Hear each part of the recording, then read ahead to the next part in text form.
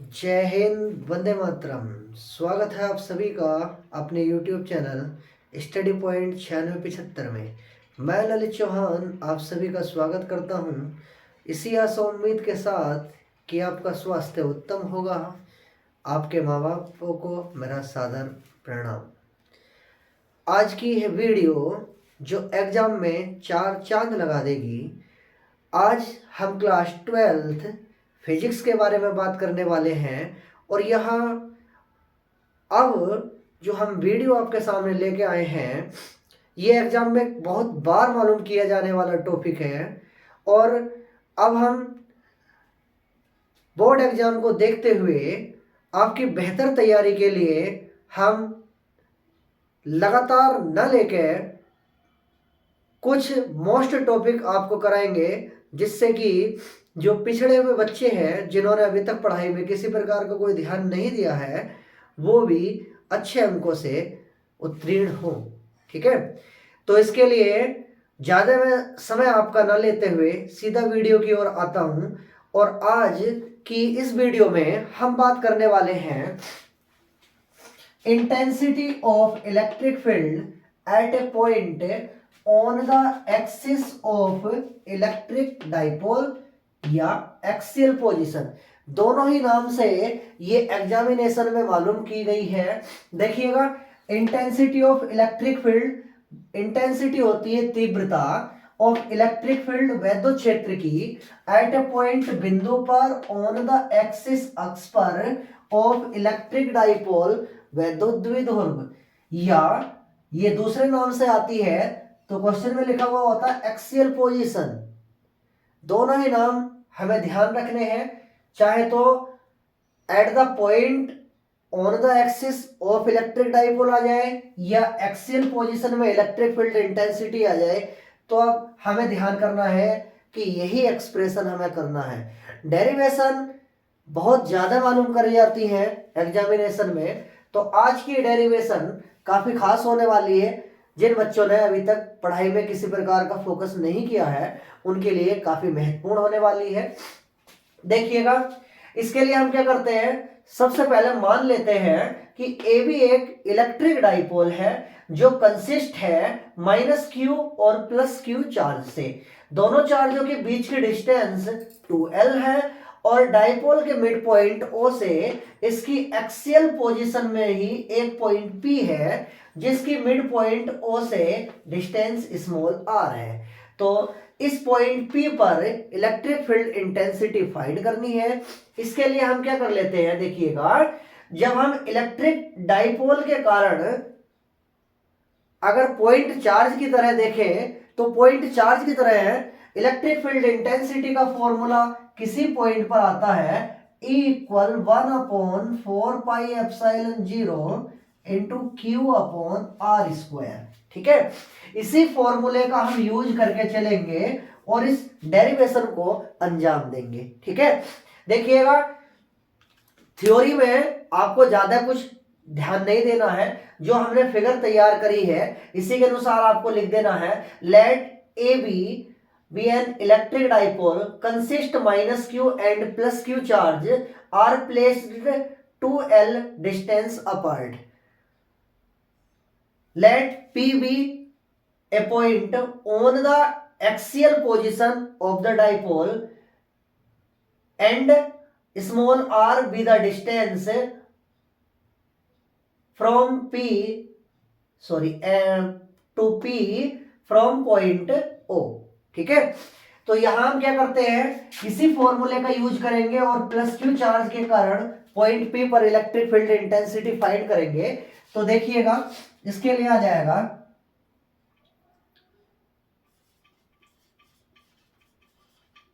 Electric field due to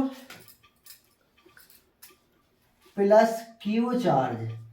जब +q charge के लिए इलेक्ट्रिक फील्ड फाइंड करेंगे तो इसी फॉर्मूले का यूज करेंगे।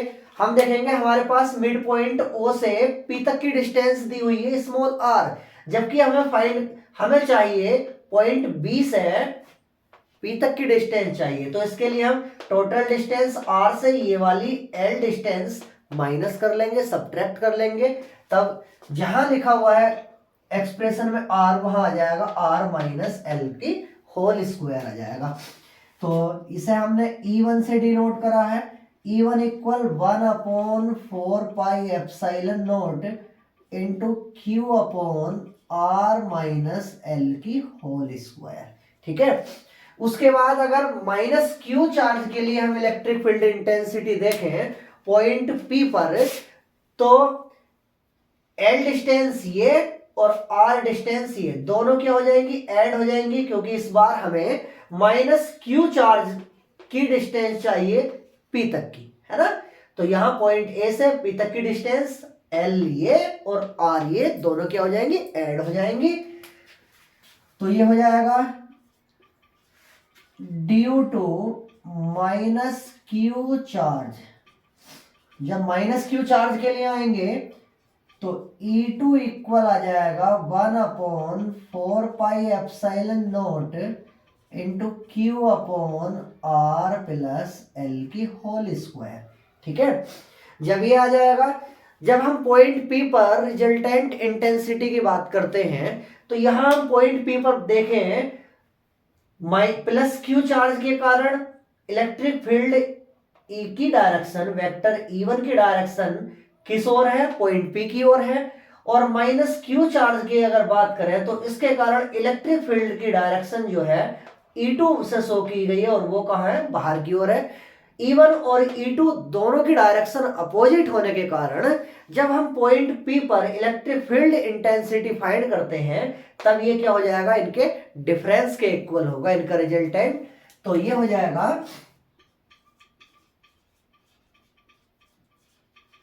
रिजल्टेंट इंटेंसिटी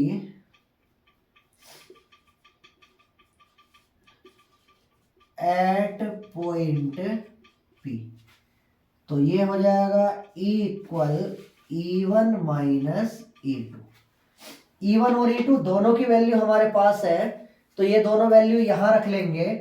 तो ये E इक्वल आ जाएगा 1/4 pi epsilon 0 into q upon r minus l की whole square minus 1/4 pi epsilon not into q upon r plus l की होल स्क्वायर। ठीक है, उसके बाद जो कॉमन पार्ट है वो यहां से हम कॉमन कर लेंगे, जो दोनों तरफ सेम मिल रहा है।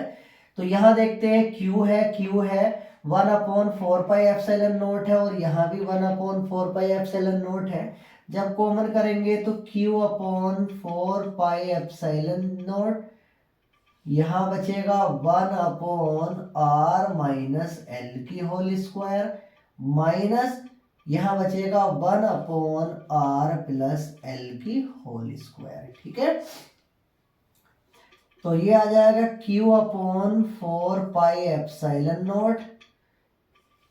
एलसीएम ले लेंगे दोनों का, जब एलसीएम लेंगे तो ये हो जाएगा r माइनस एल की whole square into r plus l की होल स्क्वायर।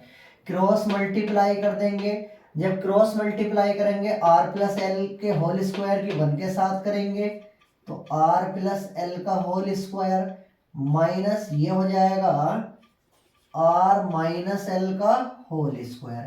इनके होल स्क्वायर जरा हम खोल देंगे अब, तो Q/4 पाई एप्सिलॉन 0 ये हो जाएगा r square plus l square plus 2rl।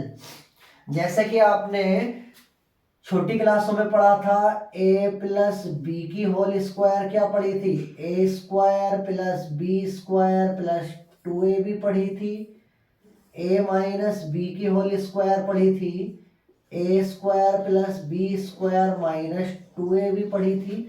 वैसा ही हमने यहाँ भी करने वाले हैं, वो माइनस ये हो जाएगा r square plus l square minus 2rl, और अपोन में आ जाएगा। यहाँ एक और फॉर्मूला बन रहा है, देखिएगा कुछ बच्चे बायो के साथ भी टच में होते हैं, बायो से जुड़े हुए होते हैं, जिनके सब्जेक्ट बायो होता है मैथ ना होती है, तो वहाँ फॉर्मूला बना है, ध्यान देंगे यहाँ। आपने ये फॉर्मूला पढ़ रखा होगा, नहीं पढ़ा है तो आप ध्यान देंगे। लो मैं ए और बी की टर्म्स में लिख देता हूँ इसे। तो a plus b into a minus b, तब हम इसे लिखते हैं a square minus b square करके लिख लेते हैं, ठीक है। वही कंडीशन यहाँ बन रही है। अभी बाहर वाला होल स्क्वायर आप ना देखें तो यहाँ देखेंगे आर माइनस एल एक बार घटा के लिखा हुआ है, डिफरेंस लिखा हुआ है, आर प्लस एल एक बार सम लिखा हुआ है। तो ये हो जाएगा r square minus l square. अब चूंकि बाहर स्क्वायर लगा हुआ था तो पूरे का होल स्क्वायर ये हुआ। इस ब्रैकेट में माइनस के अंदर मल्टीप्लाई कर देंगे तो क्या कंडीशन आ जाएगी, ये आ जाएगा Q upon 4 pi epsilon not into r square plus l square plus 2RL। Minus के अंदर मल्टीप्लाई करेंगे तो सभी साइन चेंज हो जाएंगे। ये हो जाएगा r square plus l square, minus minus हो जाएगा प्लस 2RL, और अपूर्ण में आ जाएगा r square minus l square का होल स्क्वायर। एल स्क्वायर से एल स्क्वायर कैंसिल और आर स्क्वायर से आर स्क्वायर कैंसिल, ठीक है। तब यहाँ कितना बच जाएगा 2RL और 2RL हो जाएंगे 4RL। देखिएगा जब 4RL हो जाएंगे तो अब हम इसे किस प्रकार से जरा लिख सकते हैं वो देख लीजिएगा। तो इसे हम रिटर्न कर सकते हैं अब equal Q upon 4 pi epsilon 0 into 2, इसे मैंने 4 को लिख लिया 2 इंटू 2RL, अपूर्ण में आता है r square minus l square का भी होल स्क्वायर, ठीक है। कोई दिक्कत नहीं होगी। अब मैं इसे इसके साथ लिख लेता हूं तो इक्वल आ जाएगा 1 अपॉन 4 पाई एप्सिलॉन नॉट, तो 2 इंटू 2QL, आर अलग लिख लिया, अपोन में आया r square minus l square का भी होल स्क्वायर, ठीक है। देखेंगे यहाँ अब हम जानते हैं कि इलेक्ट्रिक डाइपोल मोमेंट क्या होता है, P इक्वल होता है Q इंटू 2L, ठीक है। ये होता है तो ये किसकी वैल्यू बन जाती है, P की वैल्यू बन जाती है। जब ये P की वैल्यू बन जाएगी इलेक्ट्रिक डाइपोल मोमेंट की, तो ये हम इसे इस प्रकार नोट करेंगे। तो ये वाला 2 तो ये आया, ये P की वैल्यू बन गई 2PR, अपोन में हो जाएगा r square minus l square का होल स्क्वायर, ठीक है। उसके बाद देखिएगा बट L जो है वो बहुत ज्यादा स्मॉल डिस्टेंस R के कंपेयर में, तब हम क्या करेंगे, देखिएगा R बहुत ज्यादा डिस्टेंस है और L बहुत कम है, तो हम क्या करेंगे, अगर किसी स्मॉल क्वांटिटी का हम स्क्वायर करते हैं तो वो और भी ज्यादा स्मॉल हो जाती है। इसलिए हम क्या कर देंगे, इस L को नेग्लेक्ट कर देंगे, छोड़ देंगे। तब क्या आ जाएगा, E इक्वल आ जाएगा 1 upon 4 pi epsilon not into 2PR, upon में आ जाएगा आर स्क्वायर का भी होल स्क्वायर, ठीक है। तो यहाँ 2 दूनी 4 पावर हो जाएंगे इसकी, इक्वल आ जाएगा 1 upon 4 pi epsilon not into 2PR upon r की पावर 4, इससे ये 3 पावर बचेंगी, तो इक्वल आ जाता है 1 अपॉन 4 पाई एप्सिलॉन नॉट और 2P अपॉन आर क्यूब, ठीक है। ये इतना आ जाता है न्यूटन पर कूलम। आई होप सभी स्टूडेंटों को ये अच्छे से समझ आ गया होगा। अगर किसी स्टूडेंट को कोई बात क्लियर नहीं होती है, कहीं समझ नहीं आ रहा है, तो आप हमें कमेंट्स के माध्यम से बता सकते हैं। हम आपके किसी भी डाउट का सॉल्यूशन